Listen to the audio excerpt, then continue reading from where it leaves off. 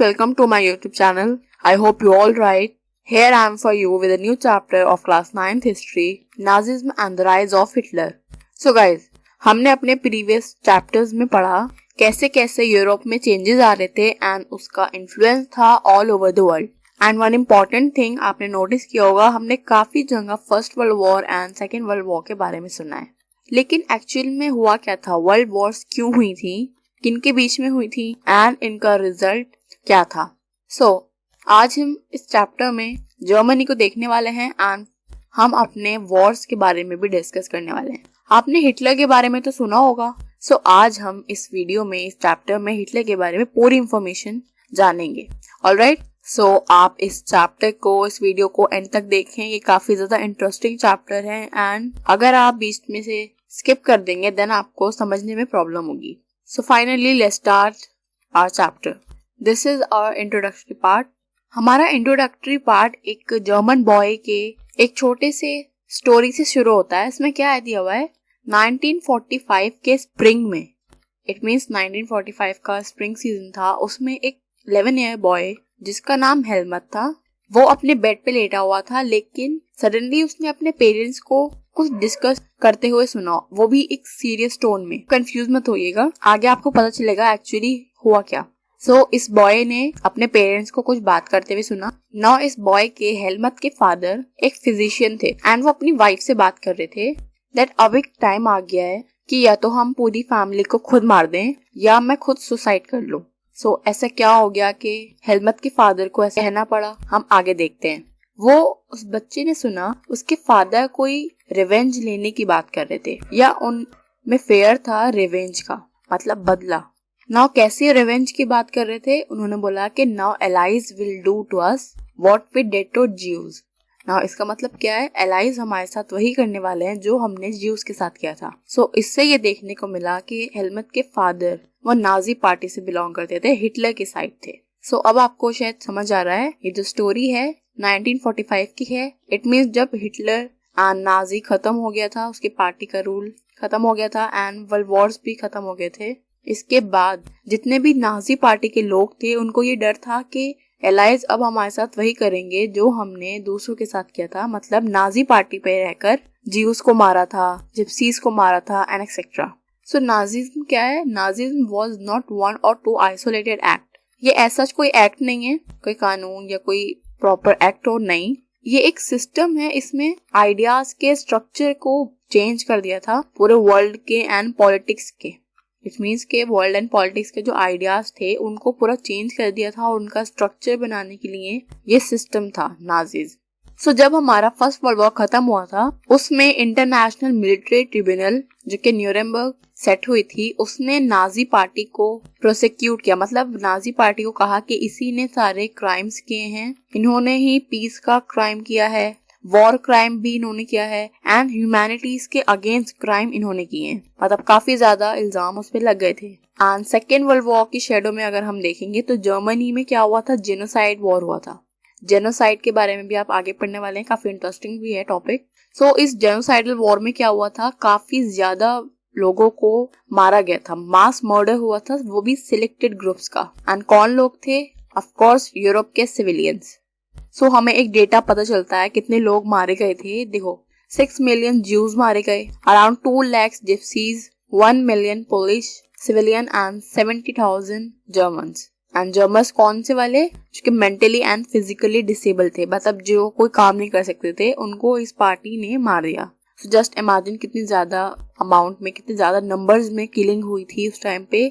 चलिए ठीक है, अभी तक हमने काफी ज्यादा शॉर्ट में इंफॉर्मेशन देखी है सारी चीजों की, तो इसलिए थोड़ा सा कंफ्यूजन हो रहा होगा आपको. डोंट कंफ्यूज, हम पूरा step by step topic wise पढ़ेंगे कि एक्चुअल में हिटलर का राइज कैसे हुआ एंड उससे पहले जर्मनी पे जितने भी इल्जाम लग रहे थे वो एक्चुअल में क्यों हुए. हम अपना नेक्स्ट टॉपिक में देखते हैं. हमारा नेक्स्ट टॉपिक है बर्थ ऑफ वीमार रिपब्लिक. जर्मनी काफी पावरफुल एम्पायर था, हमने देखा 28th सेंचुरी की स्टार्टिंग में, एंड इसने फर्स्ट वर्ल्ड वॉर भी लड़ा था ऑस्ट्रियन एम्पायर के साथ मिलके अलाइज पावर के अगेंस्ट. एंड अलाइज पावर में कौन कौन था, इंग्लैंड, फ्रांस एंड रशिया. इस वॉर में ऑलमोस्ट जर्मनी के पास फ्रांस एंड बेल्जियम का काफी ज्यादा पोर्शन आ गया था, उसने काफी ज्यादा पार्ट्स फ्रांस एंड बेल्जियम के ऑक्यूपाई कर लिए थे। लेकिन वॉर स्ट्रेंथ आउट हो गया कैसे? जब यूएसए ने वॉर में एंट्री की। एंड वॉर में यूएसए की एंट्री कब हुई थी?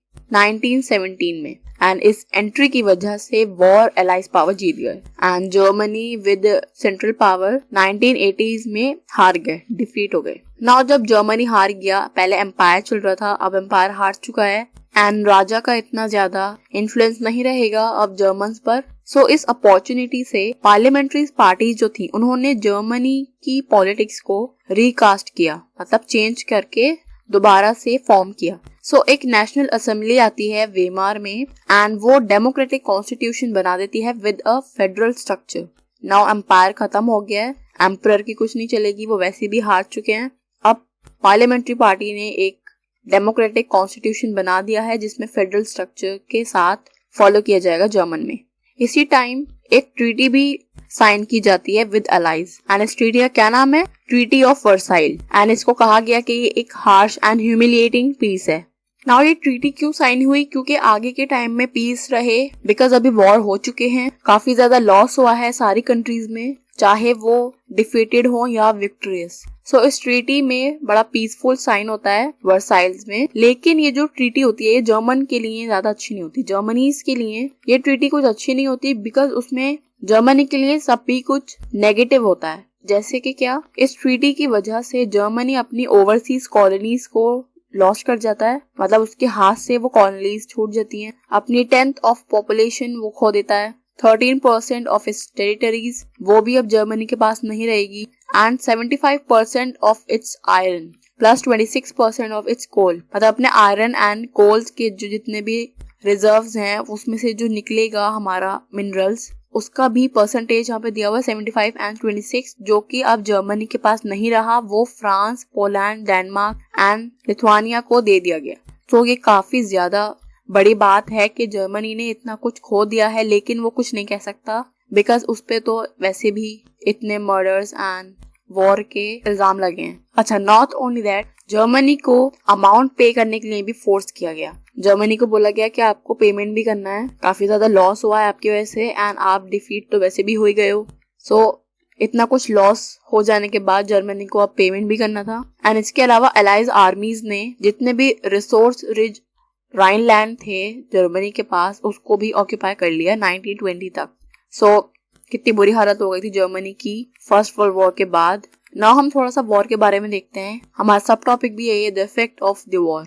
सो वॉर का एक काफी ज्यादा डिवास्टेटिंग इम्पैक्ट होता है किसी भी कंट्री का, चाहे वो विनर हो या डिफीटेड। सो यही हमारे फर्स्ट पॉइंट में कहते हैं वॉर का काफी ज्यादा बुरा इम्पैक्ट पड़ा था पूरे कॉन्टिनेंट पे, और दोनों तरीके से, साइकोलॉजिकली भी एंड फाइनेंशियली भी। एंड अनफॉर्चुनेटली वेमार रिपब्लिक ने पेमेंट भी किया सारे सिंस का जो कि ओल्ड एम्पायर की वजह से हुए थे, मतलब जर्मनी में जितने भी सिंस थे, जितने भी प्रॉब्लम उसने किए थे वॉर के बाद, वेमार रिपब्लिक को जो कि अब डेमोक्रेटिक कॉन्स्टिट्यूशन बन चुका था उसको पे करना पड़ा। और ये जो रिपब्लिक थी इसके ऊपर एक तो बर्डन था वॉर के गिल्ट का, मतलब वो हार चुके थे, ऊपर से इतने ज्यादा natural humiliation, financially crippled by the payment. So इन सब का काफी ज्यादा बर्डन था, काफी ज्यादा प्रॉब्लम फेस करनी पड़ी थी इस रिपब्लिक को। ठीक है, अब एम्पायर तो हट गया लेकिन जितना भी भुगतान है वो इन्हीं को करना पड़ेगा। एंड जो वेमार रिपब्लिक को सपोर्ट करते थे वो लोग कौन थे? सोशलिस्ट, कैथोलिक, डेमोक्रेट्स, यानी जितने भी लोग थे काफी इजी टारगेट बन गए थे कंजर्वेटिव नेशनलिस्ट सर्कल के लिए। मतलब जो सर्कल था, ग्रुप था, उनके अटैक का ये टारगेट बन गए थे जितने भी वेमार रिपब्लिक को सपोर्ट करते थे। एंड इनको क्या कहा गया था? नवंबर क्रिमिनल्स। सो वॉर का इफेक्ट काफी ज्यादा गहरा था यूरोपियन कंट्रीज के लिए, यानी काफी ज्यादा डीप इम्प्रिंट छोड़ के चला गया था सोसाइटी में एंड पॉलिटी में। मतलब फर्स्ट वर्ल्ड वॉर बहुत आसानी से नहीं बुला सकते थे लोग, उनको बहुत ज्यादा दुख था, स्पेशली जो कॉमन पर्सन होते थे उन लोगों के पास कुछ भी नहीं था, न खाने को था, खाने की भी बहुत कमी थी, फूड शॉर्टेज चल रही थी, ऊपर से पैसा नहीं है, कंट्री के पास खुद नहीं है, उसको पेमेंट करना पड़ा। So all over the Germany and all over the Europe you can say problem थी, काफी ज्यादा बुरा इम्पैक्ट हुआ था वर्ल्ड वॉर का। जितने भी सोल्जर्स थे वो बहुत ज्यादा मिजरेबल लाइफ जी रहे थे। उनको पॉइजनस गैस फेस करना पड़ता था एंड एनिमी शेलिंग, मतलब जो वॉर में सोल्जर्स होंगे जाहिर सी बात है उनके साथ बहुत ज्यादा बुरा होता था। किसी भी हद तक उन्हें जाना पड़ता था एंड चाहे वो किसी की पावर के साथ हो। तो हमने देख लिया कि क्या क्या इम्पैक्ट एंड क्या क्या इफेक्ट थे वॉर के पूरे कॉन्टिनेंट के लिए, काफी बुरा था एंड इसको रिकवर करने में भी बहुत ज्यादा टाइम लगा था। So this is all about this topic. Let's move on another subtopic, that is political radicalism and economic crisis. So Germany में जब एम्पायर खत्म हो गया था, वीमर रिपब्लिक का बर्थ हुआ था, वो पावर में आया था, तो उसके साथ एक रिवोल्यूशनरी अपराइजिंग भी हुआ था जो कि पार्टिसिस्ट लीग के द्वारा हुआ। मतलब वीमार रिपब्लिक आया पावर में, ठीक है, लेकिन उसके साथ एक रिवोल्यूशनरी अपराइजिंग भी हो गया जो कि बिल्कुल रशिया के बोल्शेविक रिवोल्यूशन के पैटर्न पे चल रहा था। एंड जो बर्लिन का पॉलिटिकल एटमॉस्फेयर है वो भी चेंज हो गया। उनमें क्या डिमांड हो रही थी, सोवियत स्टाइल की गवर्नेंस की, मतलब सोवियत स्टाइल से गवर्नमेंट चाहिए थी उन्हें। नाउ इसके लिए socialist, Democrats and Catholics Weimar में आते हैं एंड डेमोक्रेटिक रिपब्लिक को शेप करते हैं, उसे प्रॉपरली मेंटेन करते हैं एंड बनाते हैं डेमोक्रेटिक। एंड जर्मनी ने वॉर तो लड़ाई था, वजह से जर्मनी को लोन लेना पड़ा एंड लोन जब उसने फाइट के लिए लिया एंड ऊपर से जब वो डिफीट कर गया, और डिफीट के बाद भी उसको ट्रीटी के अकॉर्डिंगली पेमेंट करना था, तो इतना ज्यादा पेमेंट की वजह से जो कि सिर्फ करेंसी के शेप में नहीं हो सकता था, जर्मनी को अपने गोल्ड्स देने पड़े। जस्ट इमेजिन, इतना ज्यादा कर्ज हो गया था जर्मनी के ऊपर। एक तो लोन लिया हुआ है वैसे भी, ऊपर से जब हार गए हैं तो पेमेंट भी करना पड़ रहा है, इस वजह से उसको अपने गोल्ड देना पड़ा था। एंड जब इतनी ज्यादा पेमेंट की वजह से जर्मनी ने 1923 में रिफ्यूज कर दिया, मना कर दिया पेमेंट को, ना अब हम ज्यादा नहीं दे सकते। सो फ्रेंच ने जर्मनी के इंडस्ट्रियल एरिया जो कि रूर में है उसको ऑक्यूपाई कर लिया एंड वहां का जो कोल था उसको अपना क्लेम किया फ्रांस ने। नाउ अब इतना ज्यादा बुरी कंडीशन हो गई थी, ऊपर से कंट्री में काफी ज्यादा मनी का प्रिंटिंग हो रहा था ताकि किसी तरीके से जर्मनी के ऊपर जो कर्ज है, इतना ज्यादा पैसा देना है उसको, वो पूरा कर दे। तो इस वजह से काफी ज्यादा प्रिंटिंग भी हो रही थी मनीज में। एंड अगर ज्यादा प्रिंटिंग होती है मनी की तो उसकी वैल्यू गिर जाती है एंड यही हुआ, जर्मन मार्क्स की भी वैल्यू बहुत ज्यादा गिर गई थी due to too much printing. And इससे हम अंदाजा लगा सकते हैं, हम कंपेयर कर सकते हैं कि अप्रैल में यूएस एक डॉलर 24,000 मार्क्स के बराबर था, $1 एंड वही डॉलर जुलाई में 3,53,000 मार्क्स के बराबर हो गया एंड अगस्त में उससे भी ज्यादा बुरी हालत हो गई एंड दिसंबर में तो आप देख रहे हो कितने ज्यादा नंबर्स में ये मार्क्स हैं। तो इस तरीके से ईयर के एंड में मार्क्स की वैल्यू गिरती गई एंड जो क्राइसिस हो रहा था उसको क्या कहा गया है, hyper inflation. This is important term, आप इसको लिख भी सकते हैं। ये एक सिचुएशन होती है जब प्राइस राइज फिनोमिनली हाई, जब प्राइस की वैल्यू जो होती है एकदम से बढ़ जाती हैं एंड अगर हम ज्यादा प्रिंटिंग करेंगे तो हमारी वैल्यू गिर जाएगी। ना हमारा लास्ट पॉइंट क्या कहता है, जब ऐसी सिचुएशन देखी जर्मनी की तो अमेरिका ने उसको बेल दे दी, ठीक है आपको पैसे देने हैं लेकिन ये कुछ ज्यादा ही हो रहा है, सो हम थोड़ी सी हेल्प कर देते हैं। और उसने क्या किया, bail Germany out of the crisis by introducing the Dawes plan. So इस डॉविस प्लान में क्या था, जो जर्मन्स पर फाइनेंशियल इतना बर्डन पड़ा हुआ था उसको थोड़ा सा कम कर दिया गया एंड अमाउंट को थोड़ा सा कम कर दिया गया। तो इस प्लान में यही सारी बातें थी जो कि जर्मन को थोड़ा सा रिलैक्सेशन दे देंगी अमेरिका की बेल की वजह से। सो अभी तक हमने देखा अपनी जर्मनी की सिचुएशन एंड स्पेशली हमारे फर्स्ट वर्ल्ड वॉर के बाद, फर्स्ट ऑफ ऑल वॉर में इतनी बुरी कंडीशन, देन जब हम हार गए उसके बाद जो रिपब्लिक आई उसको इतना ज्यादा पेमेंट देना पड़ा, सारे सिंस का जितना भी भुगतान था उसको करना पड़ा एंड लव फाइनली थोड़ा सा आके यहाँ पे इनको रिलैक्सेशन मिला है डॉलर्स प्लान के बाद। सो this is all about today. I hope आपको समझ आया होगा, काफी इंटरेस्टिंग चैप्टर है, मजा आने वाला है आगे। अब हम इसके बाद देखेंगे हिटलर का इमर्जेंस, बेसिकली हिटलर कैसे राइज हुआ। सो अगर आपको कंफ्यूजन है तो आप मुझे कमेंट सेक्शन में पूछ सकते हैं and if you like this video so please give a thumbs up, don't forget to like, share and subscribe.